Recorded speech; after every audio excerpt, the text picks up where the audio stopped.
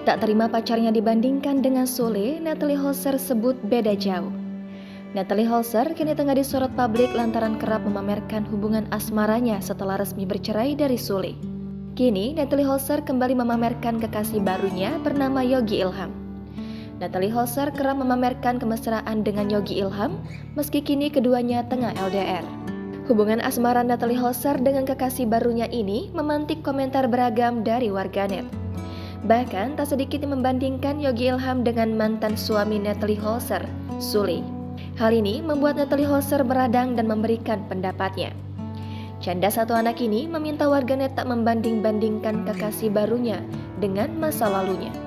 Banyak yang hujat masalah ini itu, janganlah dibanding-bandingin guys, kalau dibandingin ya jauh lah, ya kan?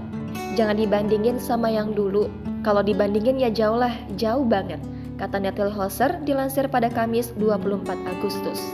Dalam tulisannya, Natalie Holzer menyebut jika saat ini dirinya nyaman menjalin hubungan dengan Yogi Ilham. Natalie juga menyinggung soal harta dalam pernyataannya.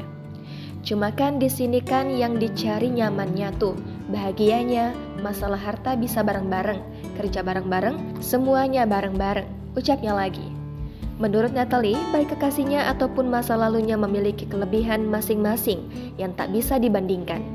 Sebelumnya, Natalie Holzer mengunggah postingan memamerkan teleponan dengan kekasihnya selama 7 jam.